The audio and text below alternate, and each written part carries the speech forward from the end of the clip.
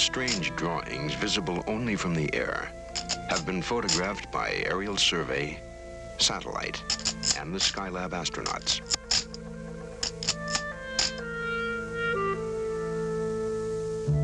The lines at Nazca, when added to the evidence of other sites around the world, indicates that the Earth may not merely have been visited by ancient astronauts. It may, in fact, have been colonized by them.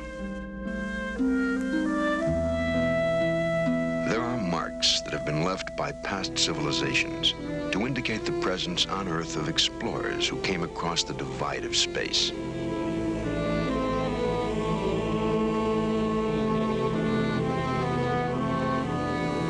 Did those colonists inspire the legends of gods who came from the skies?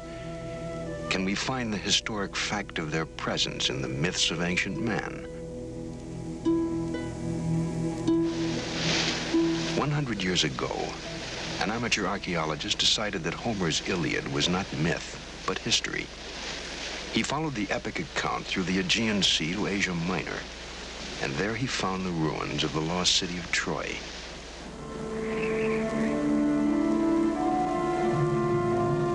What other legendary places contain evidence that converts myth to history, that supports tales of events so far beyond the range of normal human experience they have for centuries been dismissed as allegory and legend? In the last 50 years, science has developed tools to date past events and probe ancient mysteries. So we are finding that old accounts take on new meaning.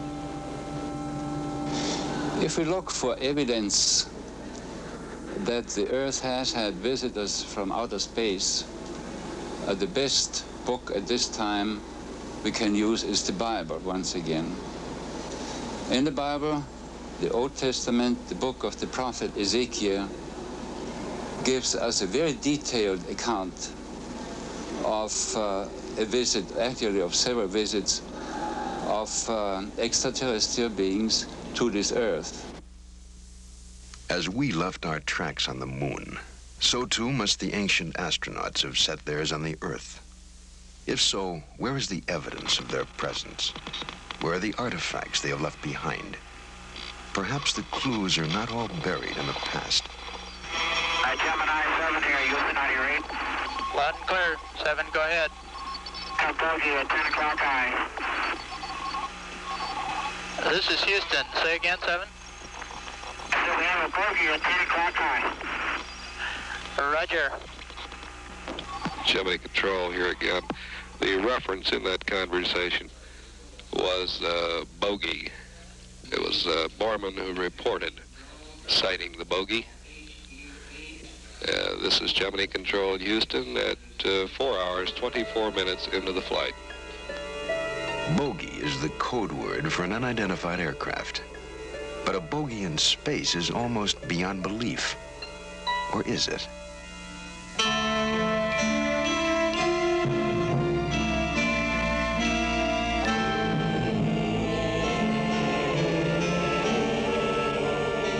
Presented by Timex, the dependable watch. Precision made to wear with confidence. Timex, the fashionable watch, style to wear with pride. 2 important reasons why more people buy Timex than any other watch in the world. The following program speculates on what might have happened. It is based on established facts, but it is not a news report.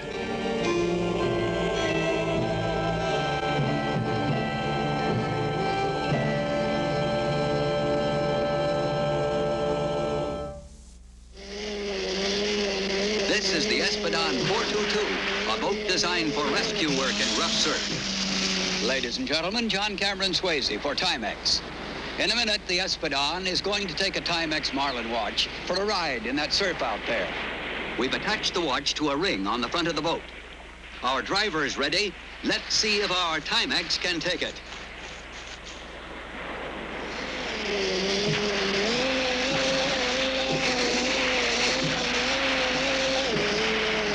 Every time that boat slams down, remember, our watch is right there.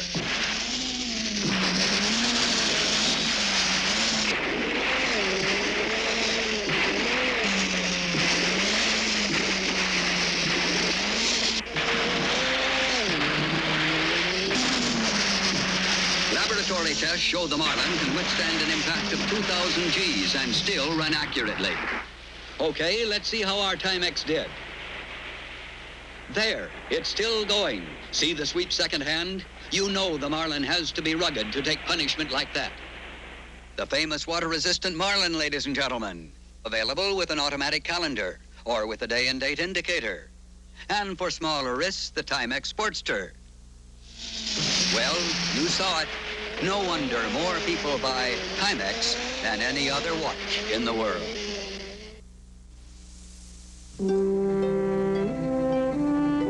The sun in our heavens will burn for another 4 billion years.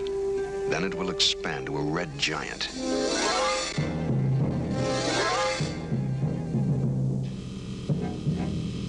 It has happened elsewhere. Many suns in the universe have died. Somewhere in space, an advanced civilization may have seen the end approaching and begun the search for a new planet that could sustain life.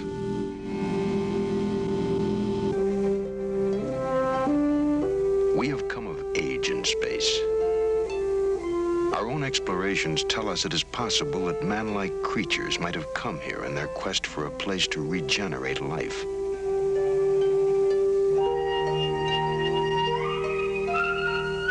If they had come from an Earth-like planet, this Earth would have been an ideal new home. And here they might have landed, in the mysterious Peruvian Andes, near a lake called Titicaca. From the shore, the outline of Titicaca has no pattern. Only when viewed from space does it take on the shape of a jaguar about to pounce. In the ancient language of the region, Titicaca means Stone of the Jaguar. Was it named by arriving space colonists?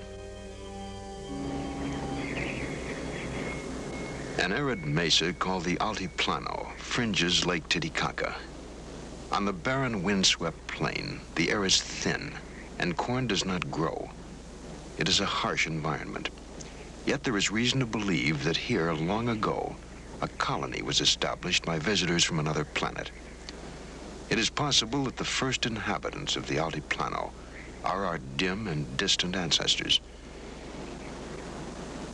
We may never know what actually occurred here. Most of the traces have been obliterated. The Inca, who dominated this part of the world, erased the histories of the regions they conquered. But in the mounds, rubble, and broken walls of an Andean plain lie the ruins of a once great city called Tiwanaku. It stands mysterious and unexpected at 13,000 feet above sea level. It might have housed the most advanced civilization of ancient times. Long before the Inca arrival, Tiwanaku was a reality, and the question arises, how much did the Inca take away in plunder, and how much in technology? The Inca did not build Tiwanaku, nor did the ancestors of Indians who now live on this desolate mountain plain. Who did create this city?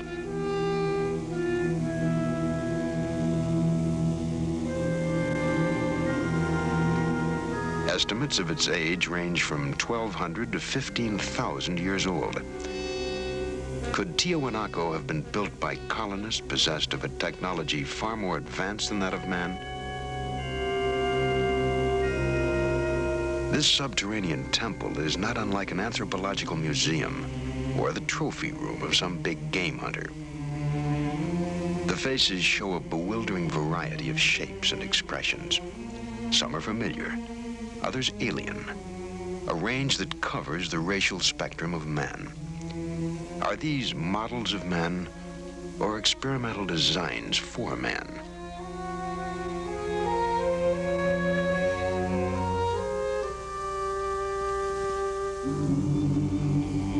Grim helmeted carvings found in South America seem to trace their inspiration from the Tiwanaku monolith. In 1927, the carvings were interpreted as an account of the Earth's original capture of the moon. The theory was dismissed as nonsense. But after 7 Apollo flights, there has emerged a similar theory that the moon has wandered into our solar system, only to be captured by the Earth. all the mysteries at Tiwanaku, none loom quite as large as a monolithic archway called the Gate of the Sun. Cut from a single block of andesite, it weighs at least 10 tons. Beyond the twin questions of how it got here and how it was cut by people who did not possess metal tools is the mystery of the strange creatures that run across its face. For the carefully chiseled lines depict birds that never flew in the skies above the earth. The most arresting features are the eyes, which are composed of still another creature, figures barely discernible, but nonetheless familiar to us as space-helmeted astronauts. No less mysterious are the eyes of the god atop the arch. 2 tears are deeply etched into his cheeks, and no one can say why the sun god of Tiwanaku weeps.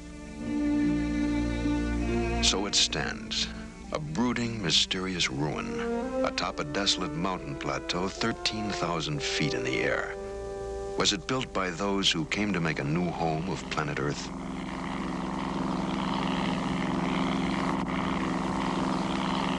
"300 miles away, on another plane, lie the strange lines of Nazca. Nazca may have been a landing field, a base camp from which ancient astronauts took off to explore the planet they had found. Perhaps, but the lines at Nazca, which take shape only when viewed from the air, might have another function, one directly related to space and suborbital travel. For these lines, radiating in all directions, look not unlike the route maps of a modern-day airline. Do they point the way to other outposts on the Earth? A route map for the Earth's original colonists? If followed, where will they lead? One line pointing east leads to a remarkable, unexplained artifact 300 miles away. No one can say when the great stone of Saiwiti was carved, nor do we know what tools were used, but here it stands. Various interpretations have called it a sacrificial altar, a city plan, a map of the universe, and a model of colonial outposts on Earth, complete even to the agricultural terraces that make farming possible in the mountains. The terraces in the Peruvian Andes, for example, have been in continuous use for centuries. They reach upwards to the ruins of an ancient city, complete with temple, astronomical observatory, and a fortress to guard the crops. Did the founding colonists design these mountain stepping stones for settling the planet?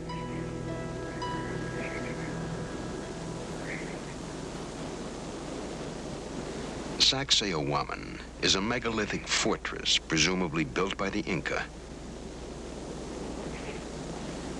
The snake marks a stone so heavily magnetized, it will cause a compass needle to spin wildly. Legend says the Inca kings received a special power from this stone. With it, their empire spread from the Pacific coast to the Amazon jungle, leaving a record of accomplishment wrapped in enigma.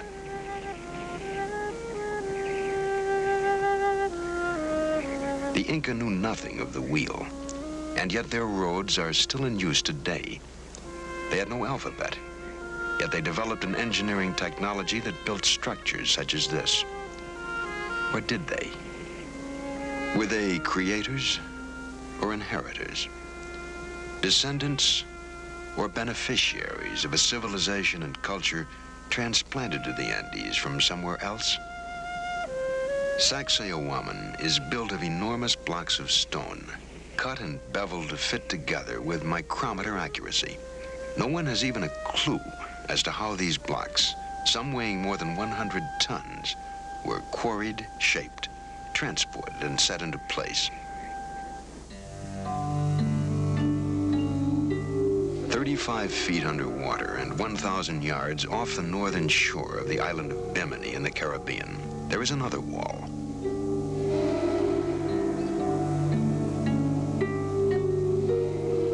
There's absolutely no indication of who might have built it, but But the huge blocks bear a striking resemblance to the masonry of the Incas. Some scientists claim it is a natural formation and not a wall at all. But if ocean currents cut the stones in the sea bottom, did they also cut them at right angles to each other? The Bimini Wall is but one of many mysteries in the Caribbean region known as the Bermuda Triangle.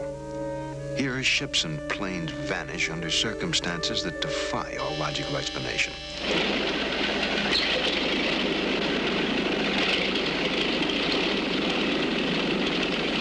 Just after the close of World War II in December 1945, 5 Navy fighter planes vanished without a trace, leaving a mystery that remains unanswered today. Their disappearance has been the subject of a 25-year investigation by magazine reporter Art Ford. Well, a routine naval air patrol took off from the Fort Lauderdale Naval Air Station. 5 planes, 14 crew members, 5 different radios. After the planes were in the air a few hours, they vanished. 5 radios did not give a coherent reason why they vanished. The men were never seen again. No wreckage of the planes was ever found.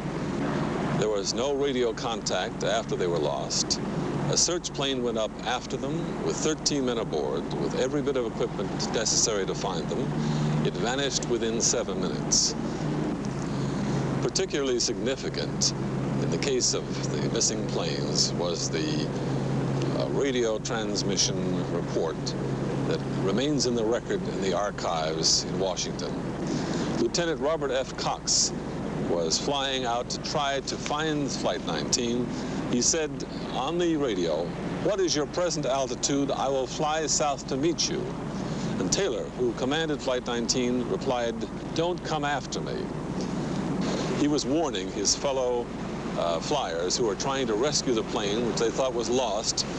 And he said, "They look like they're from outer space. Don't come after me." More than 100 ships and airplanes have been lost in the Bermuda Triangle, taking with them 1,000 lives. There is no explanation for the disappearances that have taken place in clear weather and calm seas. But now we have one more question. Is this the corridor to outer space? Did the first colonists plant a homing device, a navigational aid, under these waters, a beacon for spacecraft to home in on, that somehow interferes with our own navigational devices?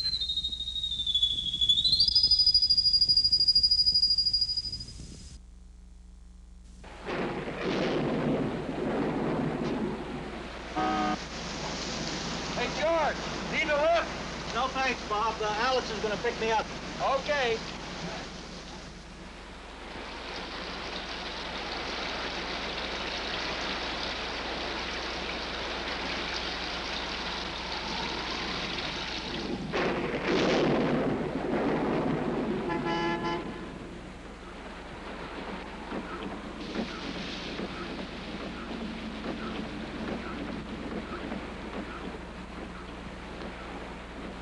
Open the door.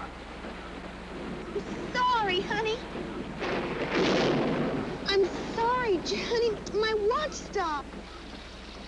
That's because you forgot to wind it again, Alice. Yeah, I know. Here, Alice, maybe this'll help. Oh, George, a new watch. Not just a watch, Alice. An electric Timex, Alice. You never have to wind it, Alice. It won't stop on you because you forgot to wind it, Alice. Maybe you'll be on time from now on, Alice. Oh, thank you, George. George, do you have the time? For as little as $30, you can give your wife an electric Timex. It just might make your life a whole lot easier.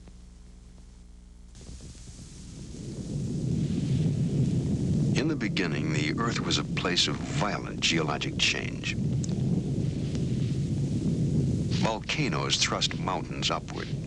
Islands were created and destroyed in the violent birth pangs of our world. In this same underwater volcanic cauldron, life may have had its beginnings. The principal basis of life is protein. The process by which life might have originated from inert chemicals is the subject of experiments by Dr. Sidney Fox at the Institute of Molecular Evolution at the University of Miami. What's happening here is a splashing on a hot zone where the temperature is above the boiling point of water of a mixture of amino acids, water, and other volatile material. At this temperature, the water vaporizes, the volatile material leaves, and the small amino acid molecules join together to form long protein-like molecules. These protein-like molecules, or as we call them, proteinoids, upon simple contact with water in the laboratory, produce what is a kind of minimal cell. The product of Dr. Fox's experiments, cells born in the test tube.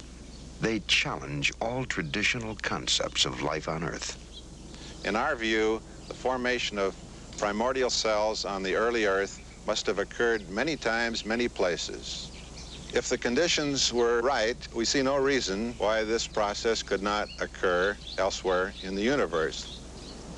There are other theories that attempt to explain the origin of life. The Earth is 4.6 billion years old, but the universe in which it is placed is far older, perhaps 13 billion years old.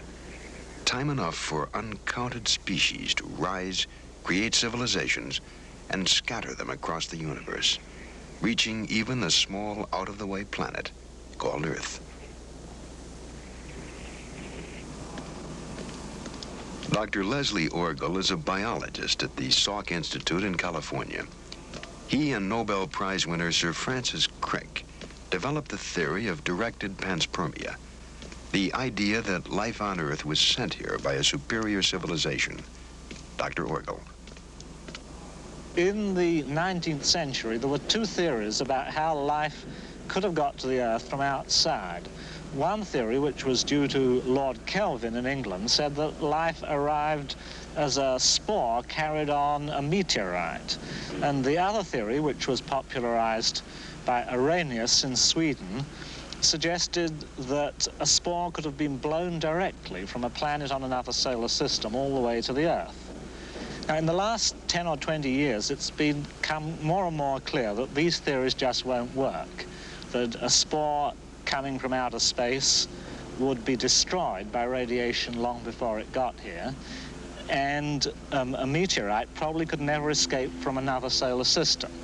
Now, directed panspermia is a sort of last attempt to resurrect the theory that life could have come here from elsewhere, and the notion is that maybe life was deliberately sent here by a technological society on some other planet, probably in our own galaxy. If life had arisen on the Earth and evolved spontaneously here, it seems at least possible that we would have many very different forms of life competing with each other. In fact, we know that all living things have evolved from a single cell which inhabited the Earth about 3 or 4 billion years ago, and there don't seem to be any traces of any competitors of that sort of a cell. Now, there are perfectly normal biological explanations of this that don't call for anything magical or anything extraterrestrial, but even when all is said and done, it remains a little bit surprising that there isn't any evidence for other sorts of organisms than the ones we see. Now, if life had come from another planet, however it had got here, whether it came on a rocket or on a meteorite or as a single spore, we could understand very easily why there's only one sort of life, because we would all be descendants of a single ancestor, the one that happened to get here. If a rocket had crossed the reaches of open space and brought to Earth the seeds of life, then it is possible that the seed of man also traveled here, directed by intelligence from another planet. Did the primitive Peruvians also know of these origins? If they did, it would explain why they carved fertility symbols from only one material, meteorites. For thousands of years, Neanderthal was the most advanced primate on Earth and a logical ancestor of man. But Neanderthal suddenly disappeared 35,000 years ago, and a new presence appeared on Earth. Cro-Magnon. So different is he from Neanderthal, most scientists cannot account for his presence. They know only that suddenly these creatures began to walk the earth. We are their descendants. But the question remains, are they descended from the stars? Or did they receive from some ancient astronauts the knowledge and tools that enabled man to rise above the other creatures struggling for survival on Earth? Do ancient drawings commemorate such an event?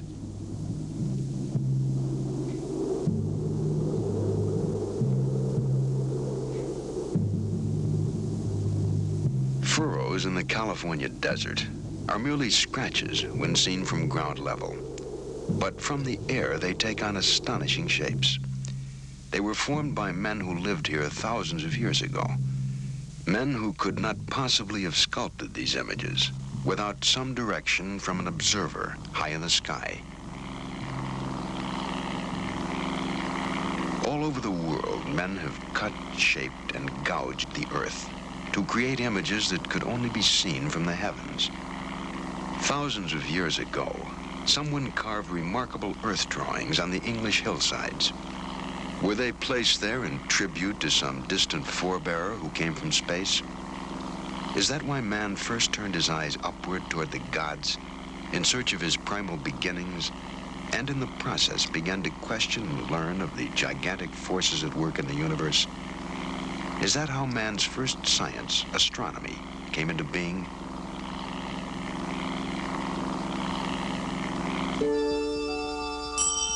In the ancient world, there were no more accomplished astronomers than the Babylonians. Their cuneiform tablets mark the phases of Venus, the 4 moons of Jupiter, and the satellites of Saturn.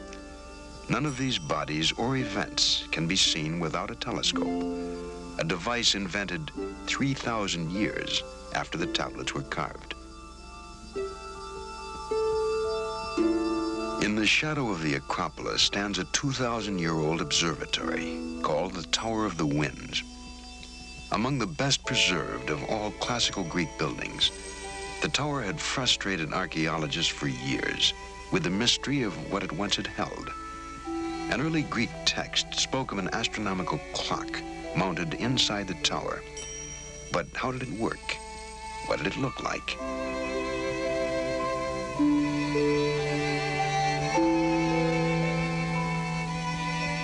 No one could say until a Greek sponge diver found these clockwork gears in the sea. Scientists estimated the gears had been built about 80 BC. Moreover, they determined that these plates and dials had been part of an extremely complex piece of machinery that had in fact been mounted in the Tower of the Winds. Finally, they concluded that it was an astronomical computer used to calculate the motions of the stars and planets.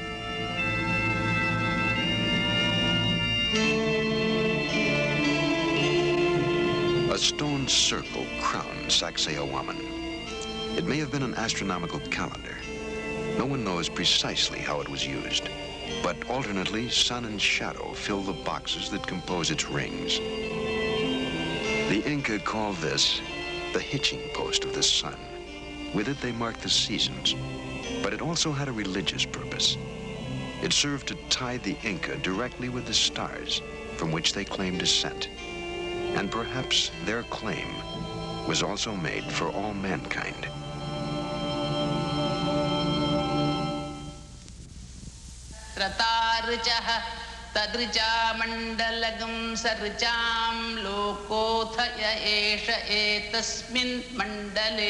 To some scholars, the world's oldest source of wisdom is in India.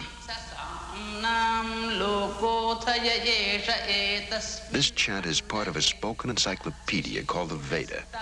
It is at least 5,000 years old and may represent the oldest body of technical knowledge known to man, with references to television, atomic energy, and interplanetary travel. Committed to paper 400 years ago, it is still the target of intensive research by scholars such as Padmasri Sivaramamurthy, the director of the National Museum of India. In ancient India, as all over the world, they had a desire to travel in the sky. We have the aerial car of the god of light, Surya, mentioned in the Rig Veda itself. We have also the Pushpaka Vimana, the wonderful aeroplane that could carry any number, mentioned in the Ramayana. A real aerial car managed by an engine. The rishis could transport themselves to any planet that they wanted because of their siddhi. A force known as Sidli was said to exist in the world of the ancients. Using Sidli, they could transport themselves anywhere on Earth, into the skies, and finally to other planets. What was Sidli, and who brought it to Earth? If the tales and images of space travel were limited to India, they could be dismissed as the product of overworked imaginations. But how then could we account for primitive drawings in the rocks of Indio County, California?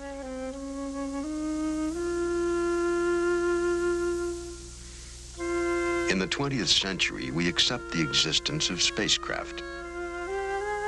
What event could possibly have inspired this 14,000-year-old drawing of a spaceship landing on the Earth? On a rocky plain in the Andes called Toro Muerto, hundreds of petroglyphs depict the same scene.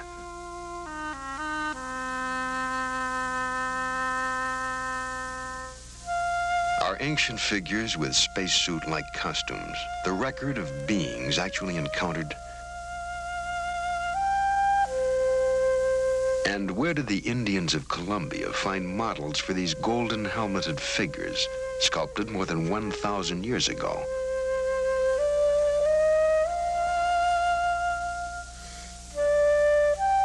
The same people molded these golden objects, which look startlingly like a modern delta-wing jet fighter plane.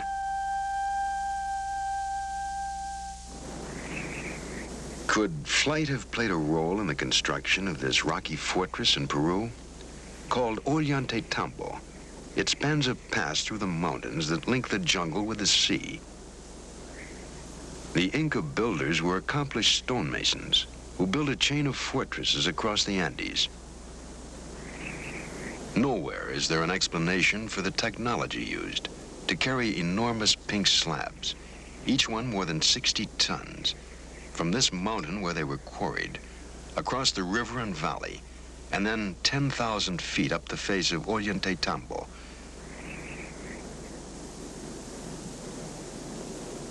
Could it be explained by a force known in ancient India as Sidli?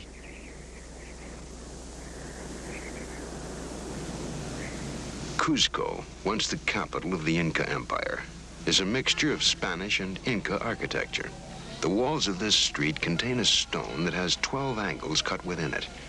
So tightly do the stones fit that no mortar was ever used to join them together, and not even a knife blade can be slipped between the joints. The wall once formed a part of an Inca temple of the sun. The Spanish conquistadors used the walls built by the Inca as the foundation of a church. In 1950, an earthquake shattered Cuzco, virtually destroying the church. Today, the people of Cuzco are still rebuilding the church atop the ancient earthquake-proof structure. The original walls, however, remain standing. Again, the question arises, did the Inca receive this building technology from the original colonists? The strangely knotted strings are called quipu. No one today can read them. But when the Spaniards first came to Peru, the Inca kings would call upon their rememberers who would consult the quipu and account for every kernel of corn and man, woman, and child in the empire. But the quipu were more than a numerical accounting system, for with it, an accomplished rememberer could call forth epic poems, historic dates, and events. The nuts show how the decimal system was used in the quipu, but added to them were colored threads that offered subtle nuances and shades of meaning that are forever lost to us. So sophisticated was the quipu, however, that some investigators believe it was the Inca version of a computer punch card.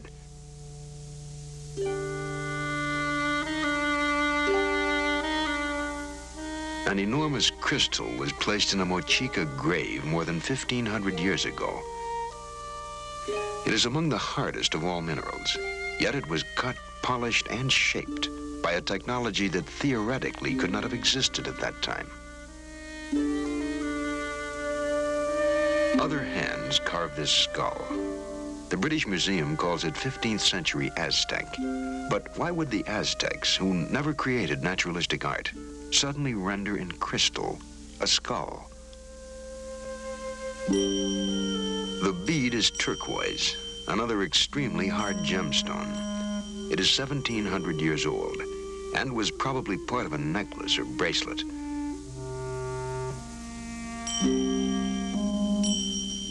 The hole in each bead has a diameter of 0.19 millimeters. Even today, we can barely drill holes that small. The ibis is native to Egypt, but it was carved into an ancient stone printing roller found on the Pacific coast of South America, 8,000 miles from Egypt.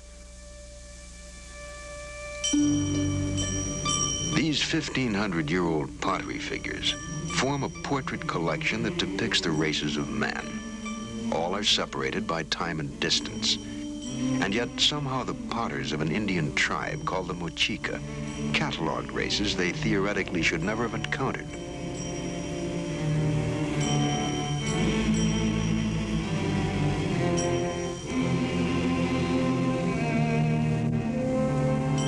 An iron pillar was forged 1,700 years ago in India.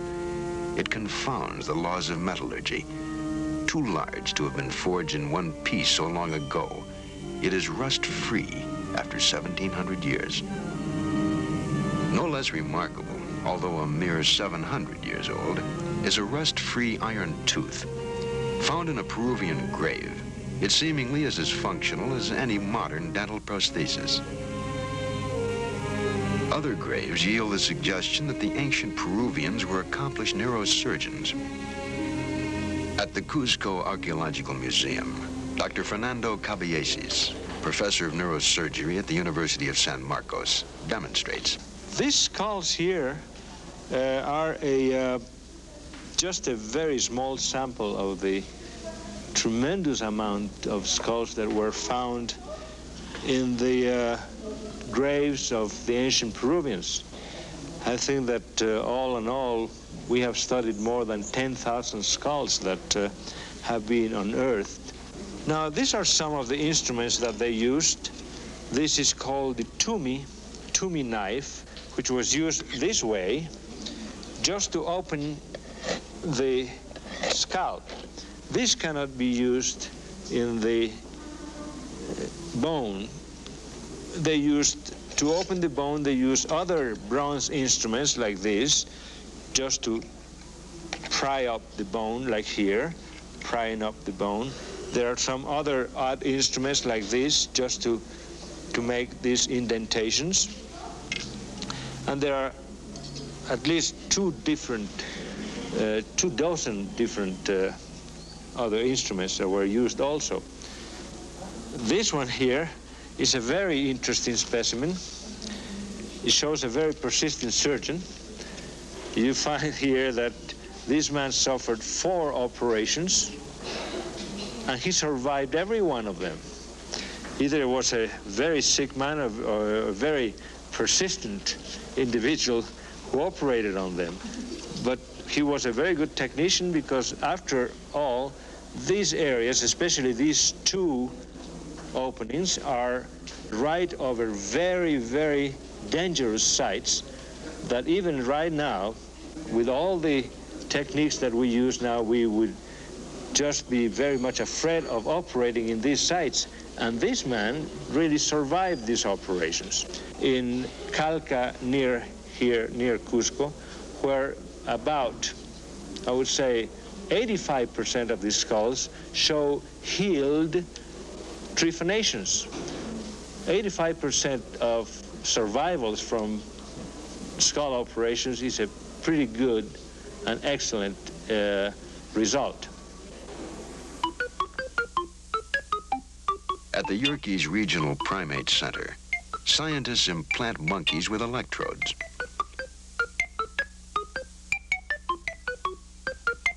The experiment stimulates the brain with radio waves and thereby controls behavior.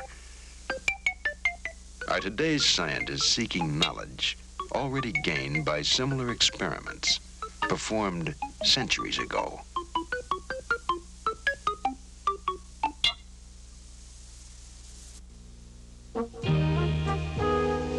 Why do more people buy Timex than any other watch in the world? One reason is the electronic Timex. Put one on your wrist and you'll never have to wind a watch again, because a tiny replaceable energy cell provides power for a full year. And instead of being expensive like many electronic watches, the electronic Timex costs as little as $25. And it's available in a variety of styles. It's even available in a style you can use as a clock. It's an electronic Timex in a high-impact styrene case with a 24-hour time ring. It has a special adhesive fabric, so you can use it on the dash of a car, a boat, or in a private plane. Or you can use it as a desk clock. You can even remove it from its case and wear it as a wristwatch. It costs only $25. Or if you'd rather have an electronic Timex with an automatic calendar, there are several styles you can choose from only $30. You can even have an electronic Timex with a day and date indicator. Here are just a couple of the different styles available, only $35. The electronic Timex. No wonder more people buy Timex than any other watch in the world.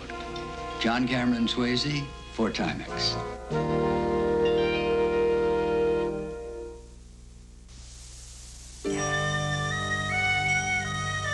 In 1947, a Bedouin boy found the first of the Dead Sea Scrolls in the caves of Qumran.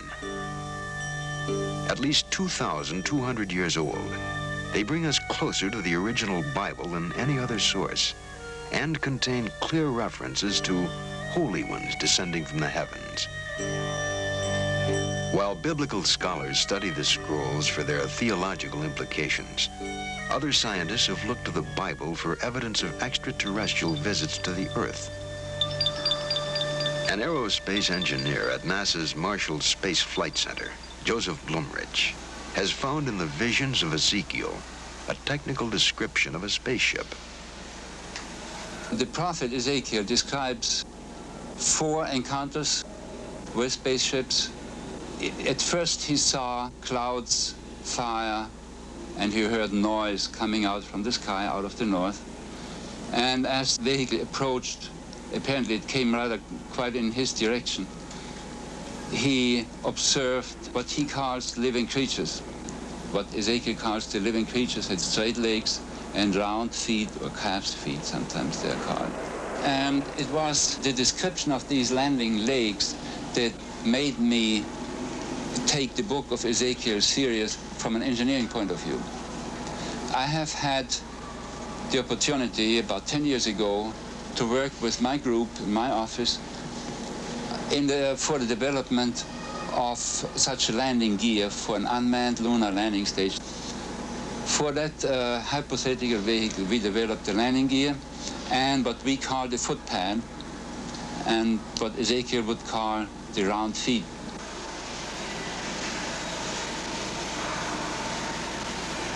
Translating Ezekiel into engineering terms, Mr. Blumrich had these artist sketches made of a landing vehicle supported by 4 helicopter units.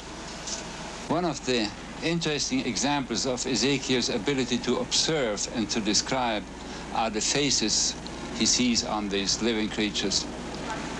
He sees 4 of them, an oxen, an eagle, a man, and so on.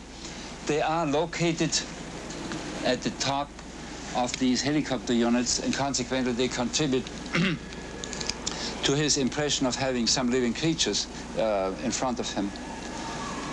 What they actually are is quite interesting. Now, some helicopters, in particular in this case this one, needs protection, just some hood around to protect them against dust or weather and so on. And such sheet metal structures will have cutouts, will have humps in order to accommodate levers or rods which are below them. And they do have they may have the distinct appearance of faces. We have a number of such face-like structures, like for instance the Gemini capsule. Then we have very interesting feature that looks like a monster, and every one of the audience will remember to have seen faces in rocks, in old trees and tree stumps.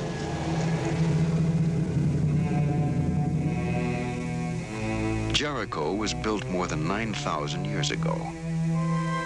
Here man has lived continuously for a longer period of time than anywhere else on the face of the earth. And here remains one of the most puzzling of ancient mysteries. Great walls 12 feet thick made the city impregnable. But Joshua called upon his priests to blow their trumpets, and the walls came tumbling down. But how?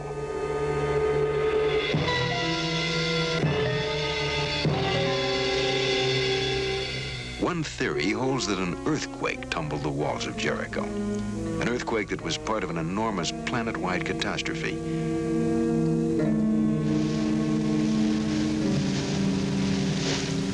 Around the world are indications of great disasters that might have caused the gods, themselves colonists on an alien planet, to flee impending doom. Did their departure inspire all the myths of Atlantis? Could there have been several colonies, blurred by time into the one Atlantis first reported by Plato? Are legends, in fact, the histories of visitors from afar who colonized the earth? Plato told of a fabulous kingdom that was then more than 9,000 years old. Whatever fragrant things there now are in the earth, or woods, or essences which distill from fruit and flower, grew and thrived in that land, wrote Plato. They constructed buildings about them and planted suitable trees. Some of their buildings were simple, but in others they put together different stones, varying the color to please the eye and to be a natural source of delight. They had such an amount of wealth as was never possessed by kings and potentates, and is not likely ever to be again. The entire area was densely crowded and kept up a multitudinous sound of human voices and din and clatter of all sorts, night and day. There were kings' baths, and there were separate baths for women, and to each of them they gave as much adornment as possible. There were many temples built and dedicated to the gods, also gardens and places of exercise.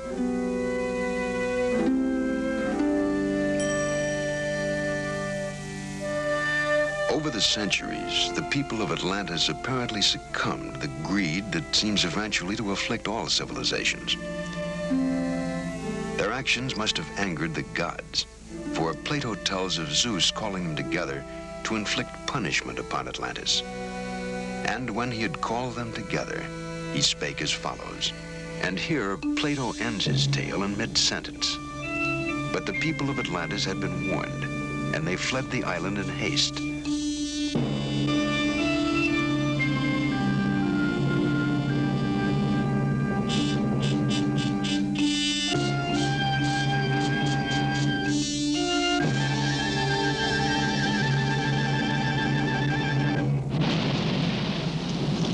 Zeus must have spoken, for the island was shattered by what may have been the most powerful volcanic explosion ever known.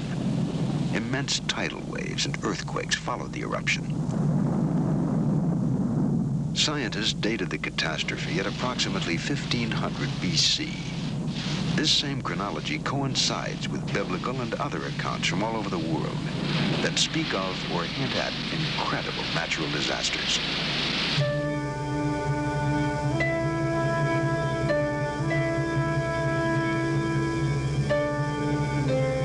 In Plato's time, this island was known as Thera. Today it is called Santorini.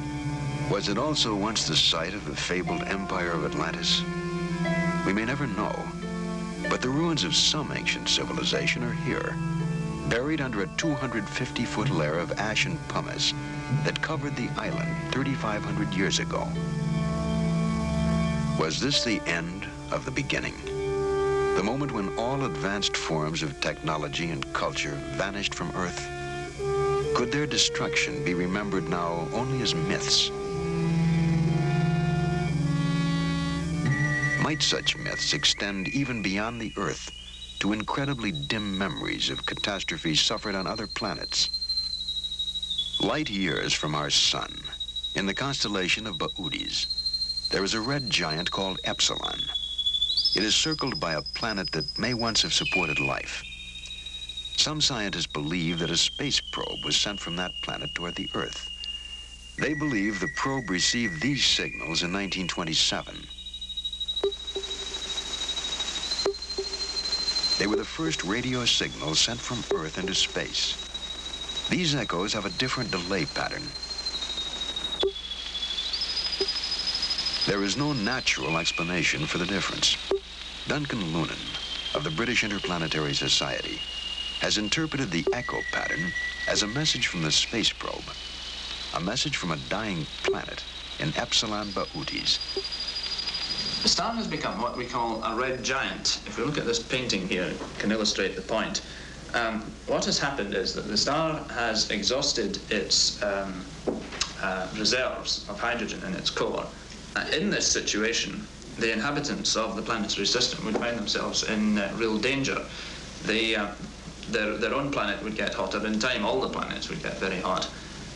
They would have, in other words, to perfect first interplanetary and then interstellar travel in order to get away from the sun.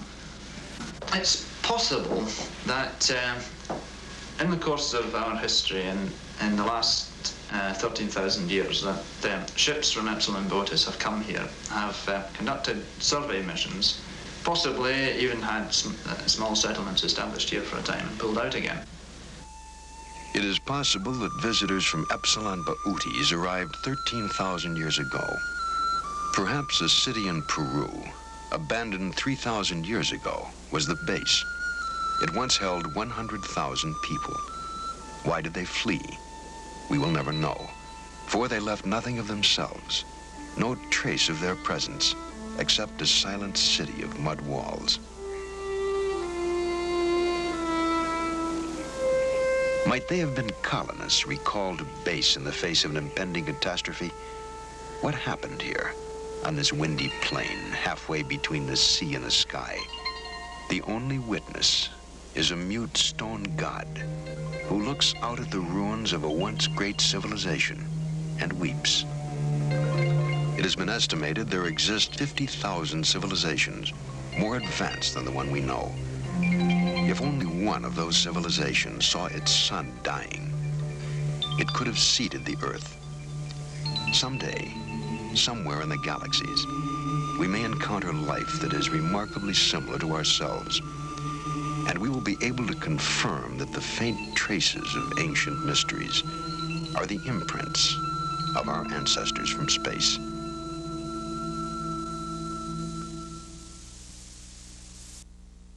Once upon a time, there were 3 beautiful mannequins who lived in a little boutique.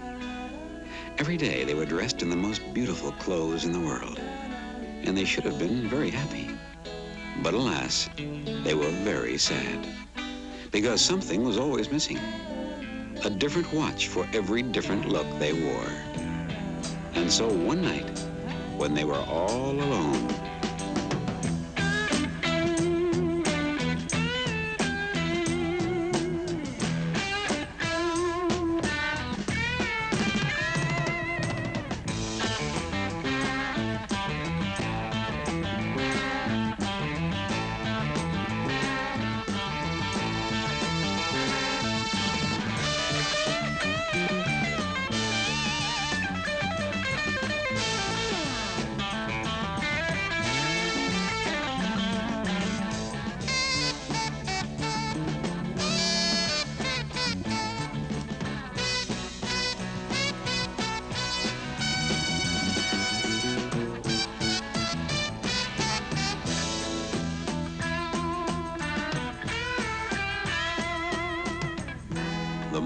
story is. We haven't met a girl yet who doesn't think the Timex wardrobe of watches is a fabulous idea, especially at Timex prices.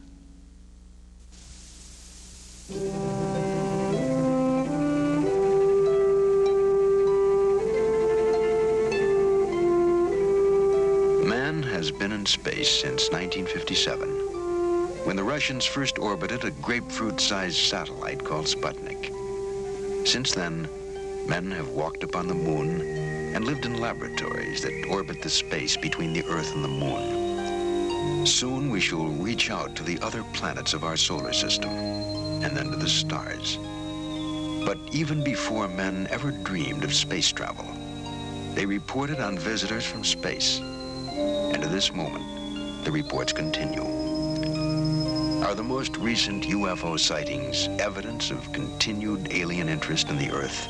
Is someone in space still watching the descendants of a colony sent to Earth thousands of years ago?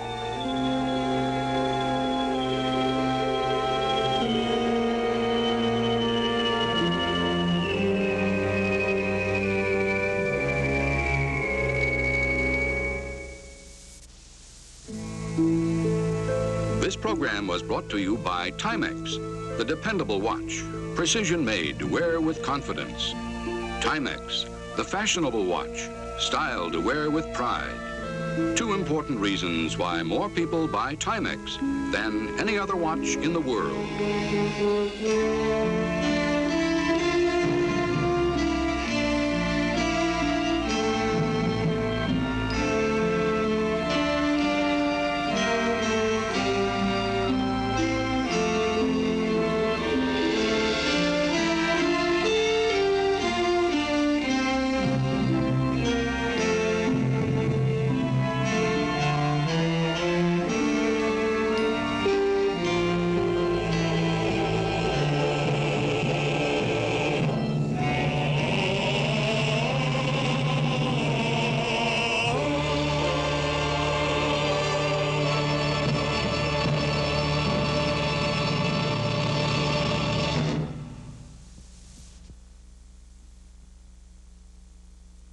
Ray Stevens is host for another All-Star Music Country USA tonight.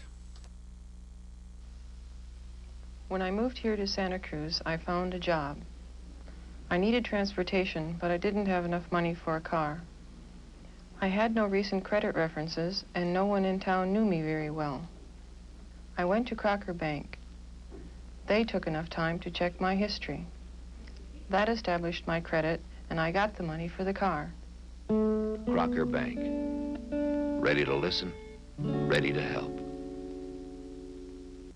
Mother, of Louise, course... why are you calling her so early? I know she's up now, and it's cheaper to call before 8 in the morning. That's right. When you dial long-distance calls without operator assistance before 8 in the morning, for less than $1, you can talk to anywhere within California for 6 minutes, or to New York for 4 minutes. Charlie, Mother's got a great idea. With all the money we're saving on these calls, we could fly her out here. He can't wait to see you. He just thinks it's great. Oh, I'm so... Truck Pro